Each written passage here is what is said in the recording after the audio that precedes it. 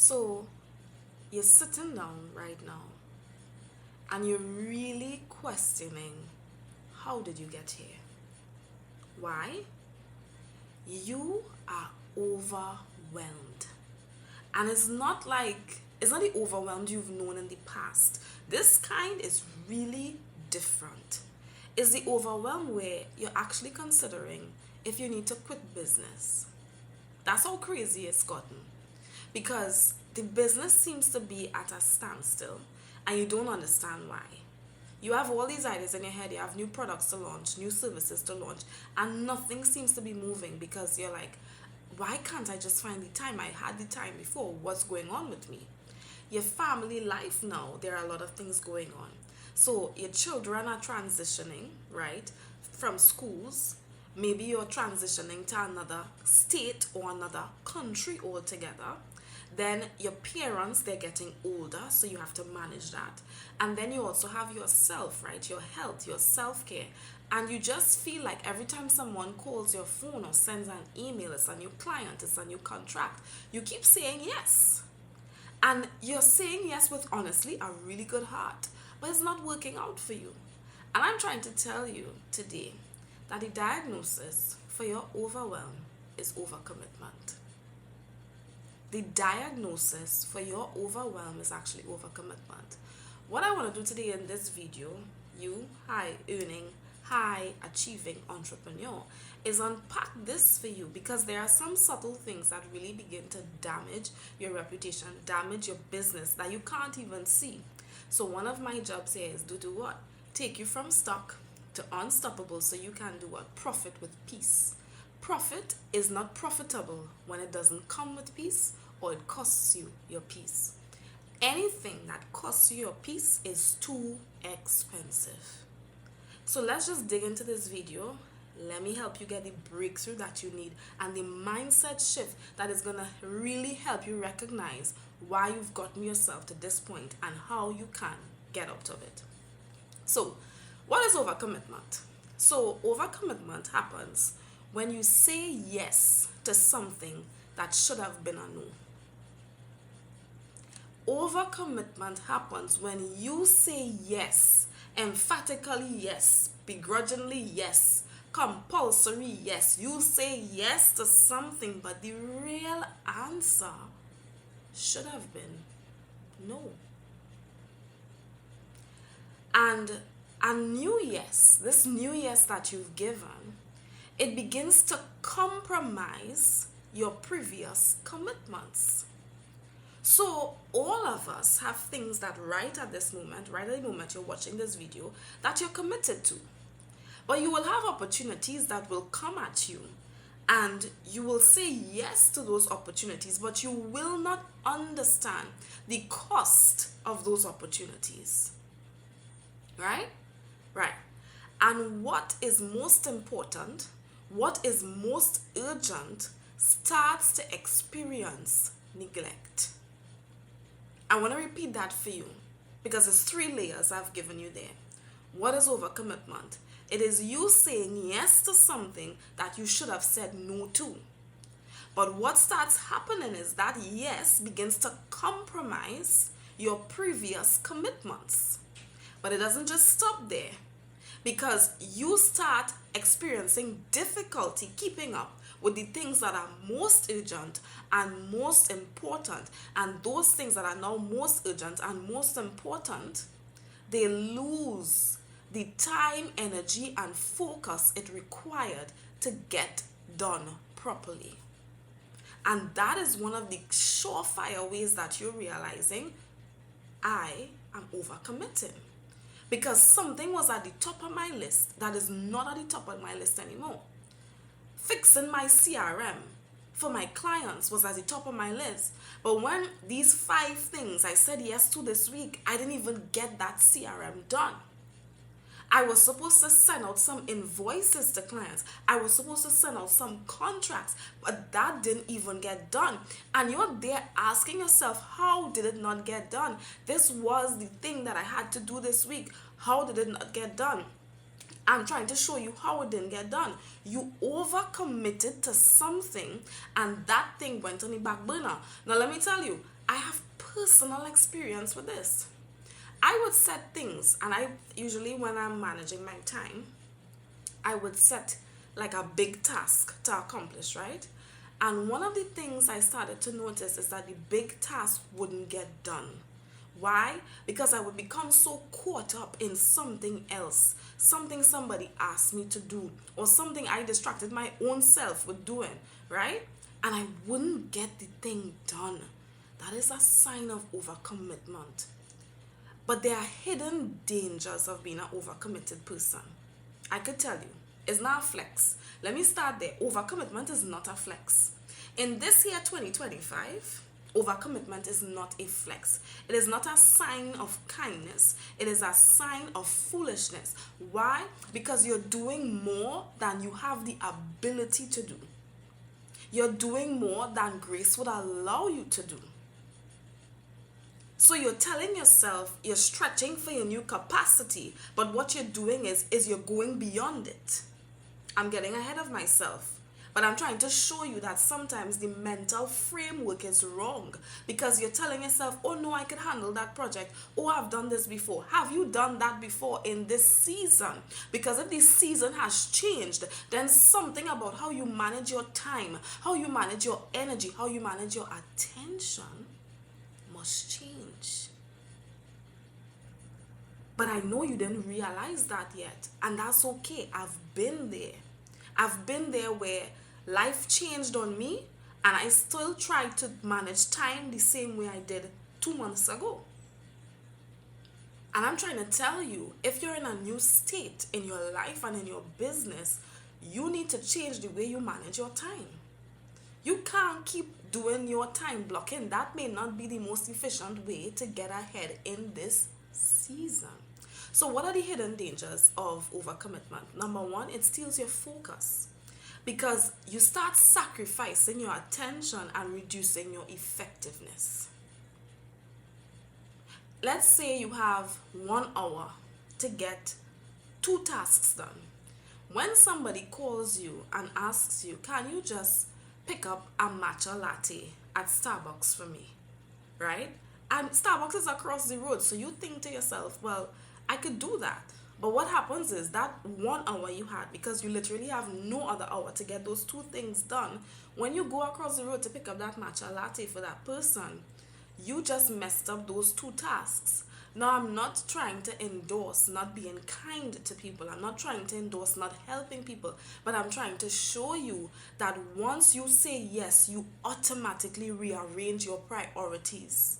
Automatically. Even if you can't see that, you've automatically rearranged it. The second thing it does, it could lead to burnout. Mental burnout, emotional burnout, physical burnout. Because guess what? Anything you say yes to is going to always require 3 things from you: your time, your energy, your attention. And you know I like to say, mind the T. Time, energy, and attention. You have to pay attention to those 3 things at all times. And number 3, it could delay progress.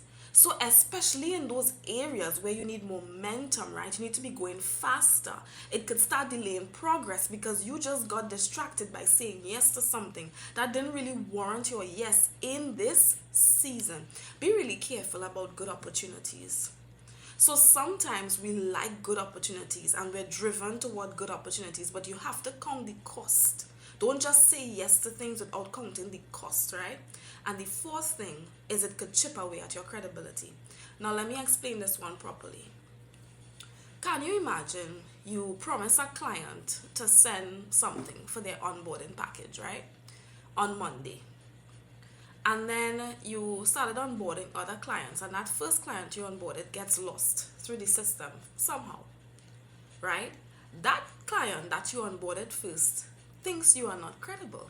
It's very possible, because they'll be like, well, I just started working with him or her, and they told me they'd send something and they didn't send it. That client proceeds to send you emails, but you are so caught up in the other things you said yes to and the other things that had to get done anyway that you forget that client. And just like that, you start destroying your credibility as a business owner.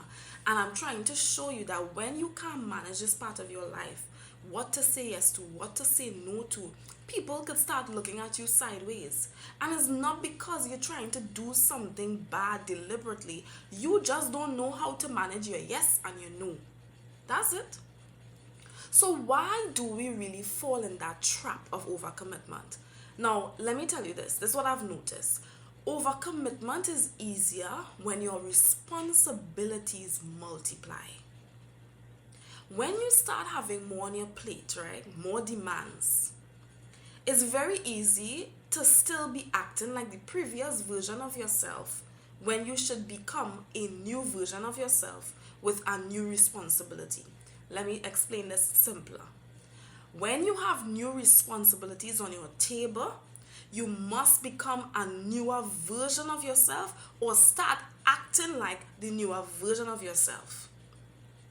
Because if you're still acting like the old version with new responsibilities, you are definitely a prime prey for the trap of overcommitment. Like you're prime for it.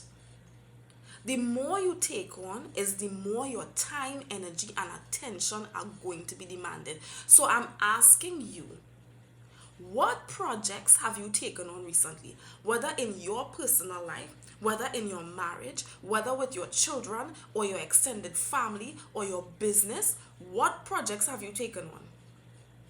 And I want you to tell me, have you counted the cost? And when I say cost, I'm not talking money here. We're talking about the invaluables, time, energy, and attention that all those projects will take from you. Because if you just count the time, you still wouldn't understand. You have to start considering all three, the time, energy, and attention. Because when you think, well, yeah, I'm just gonna, add that play date with my neighbor, you won't realize that that's going to affect your time to go to the gym. So now you have to find a way to go to the gym at 11 o'clock at night when the children are sleeping. Because you didn't count the cost of time. You didn't count the cost of energy. You didn't count the cost of attention. And because you have to go to the gym at 11 p.m. at the night, you don't realize it's going to affect what time you wake up. Do you understand why I encourage people to get a coach? Because sometimes you don't see these factors. And it's one of the things I've developed the ability to do. See these factors and pinpoint it to clients and to show you, hey, when you say yes to that, it's going to affect this, it's going to affect that, it's going to affect the other. Are you really sure that is the road you want to walk? Right? So more can feel like growth, but it can also feel like a trap if it's not managed wisely. And that really sucks. Because how about you've been praying so long for something, you've been working so hard for something, and then it finally comes, and you're like, what? Why am I so overwhelmed? And it's because you didn't realize when that door swung open, when that opportunity came to you, when that contract was signed, it was an automatic no in other areas of your life. But you haven't developed the muscle to say no yet. So, if you've listened to what I've said so far, and you're like, oh my gosh, I couldn't figure out what was going on with me. I really thought I was depressed. No, you're not. I really thought that I was bad at business. Not necessarily. You just need guidance. You just need somebody to help hold the mirror to your face and ask you the right kind of questions so that you could really develop the right kind of answers. You see, you could get the answers wrong when you ask the wrong questions, but when you start asking the right questions, that's when breakthrough comes. Breakthrough comes through right questioning. What is the point of a coach? I could tell you, what's the point of me coaching you? It's to ask you the right kind of questions and to help extract the right kind of information that will give you the epiphanies that you need. I don't know the answers. You know the answers, but you need somebody who could help you, guide you to those answers. So if that is you and you want to work with me, I'm offering you a free breakthrough call. www.unstoppablewithin.com/breakthrough call. That's all you need to do. Go there, sign up, let's talk. Because I could sense that you are really at the brink, but it's not as bad as you think it is. But if you leave it going on that trajectory, it's gonna be worse. Right? So let's get back to the content. So how do you guard against overcommitment? Well, number one, you really need to know your limits. And you have to know when you've done enough, when you've said enough, when you've used enough time, when you've put enough energy, when you've focused enough on a task or on a project. You have to know those limits. You have to know when it's time to close that laptop and start working on business and go to bed. Do you know your limits? Do you know? Because you have to figure that out. Can I really onboard another client? Do you know your limits? Are you expanding your capacity or are you exceeding it? Just think about that for a minute for me. Are you expanding your capacity or are you exceeding it? The second thing is you need to know your values. Your yes in this season or any season should really be reflecting what truly matters to you. Stop giving any kind of yes because you feel indebted to people. Again, I'm talking from personal experience. I have told people yes because I felt indebted to them, but it wasn't a yes I wanted to give or a yes I was comfortable giving. So be really careful. Is it reflecting your values, right? And then the third one, know your priorities. Just because something is good doesn't mean it is timely or necessary right now. Please be careful. Is it timely or necessary right now? Ask yourself that. Is this a right now thing? Like the answer may be yes, but then you would say yes, but not right now. Because sometimes when we say yes, we think the yes means no. No, there are many things that could go along with yes. Yes, but not right now. Yes, but next month. Yes, but can you call me back next week? Yes, but can you call me back next year? What kind of yes is it? You have to also qualify the yes, right? But again, those are things we could talk about on our coaching call. So how to overcome overcommitment? Really simple. I have 5 ways for you, right? Number one, this is one of the biggest ones. You have to master boundaries. Like, you have to. You just have to get better and better at setting boundaries with people. So learning to say no without guilt, again, I've struggled with it. At times I still struggle with it. I'm not gonna come here and pretend to be some big person who's like the best at saying no, and no. I'm a human being with feelings, right, and emotions. But what happens is you can't allow the guilt to make you walk back on the boundary or not set it in the first place. Like, feel the guilt, but separate the guilt from what is necessary to do, which is to set the boundary. You have to protect what you've already committed to. Protect that. So that's why I told you have to qualify the yes, right? Because sometimes you can't say yes, but that yes must never compromise the things that you've already said yes to that fall within the priority and value compass. The second thing is check your memory. So can you clearly recall what you've actually said yes to? If not, you're likely overextended. If you can't even remember the thing that you have on your plate, you're overextending. It's a very simple way, right? Because if it cannot stay within your memory, it's not going to stay within your time bank, it's not going to stay within your energy bank, or it's not going to stay within your focus bank. I'm just telling you now, you're going to end up broke in all 3 areas: time, energy, and focus. You're going to end up broke. So if you can't remember it, you're going to end up broke.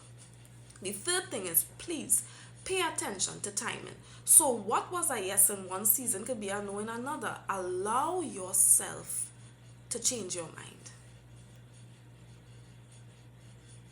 And I could just see you sitting down and sighing. I give you permission to change your mind.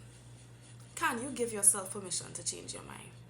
Can you give yourself permission to say, I know I committed to this 2 or 3 months ago, but right now I'm in a place where I'm being stretched and I'm overwhelmed. the answer that was yes is now no. I'm sorry. Like, can you do that? The next one is use your calendar as a mirror. So if your schedule, again, if your schedule cannot reflect time for you, you are already overcommitting. So if you look at your calendar and it's clients and it's business meetings and it's children and it's spouse and it's all these things, and you can't even find space for you, that's wrong. Again, come work with me and I will show you how to build a calendar properly. Most people build a calendar putting everybody and everything else first and then putting themselves last. That's the wrong way to build a calendar. You build the calendar with you first. You build it with you first. Because if you don't love you first, you're not going to love other people. You love people as you love yourself. So you start with you and then you put people on the calendar. Nice. Last thing is you need to delegate wisely. So not every problem is yours to solve. And I know that's a shocker, but it's the truth.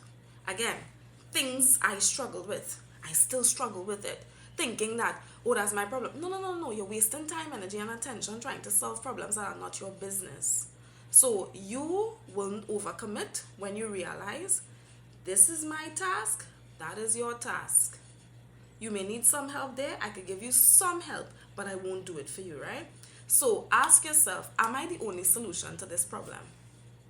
Ask yourself that, right? And if the answer is yes, then you do it. But if the answer is no, and you could think of other people who could solve that problem, you don't need to solve it. You don't need to solve it for yourself. So in this video, I've broken down for you what overcommitment is, right? Some of the reasons why we fall into the trap of overcommitment, the dangers of overcommitment, right? How to get yourself out of overcommitment. Now I'm saying if this video blessed you, and I really hope it did, and I believe it did, I'm encouraging you. This video is not enough because you need help to actually implement the things that I've said there. And that's why you need a call with me. You need a coach, right? So you can choose to stay where you are and keep stressing out and keep getting angry and snapping at people and have your reputation going down the drain with clients. Or you can decide, you know what, let me take one bold massive action and just start working with Coach Jenelle, because I need to figure this thing out right now. Not tomorrow, not next week. It's going to cost me my business. It's going to cost me my marriage because I'm overcommitted. It's going to cost me time with my children. It's going to cost me my health. It's costing me my sleep. It's costing me my sanity because I keep saying yes. Let's work together. www.unstoppablewithin.com/breakthrough call. Let us work together because I need to help you help yourself. So if that is what you want to do, feel free. If you say no, I'm good, that's also all right. You can also come back here and subscribe and we'll keep talking and I'll keep helping you in the best way that I can for free, right? But when you pay a fee, everything changes. Yeah? So take good care of yourself and don't forget that your yes matters just as much as your no.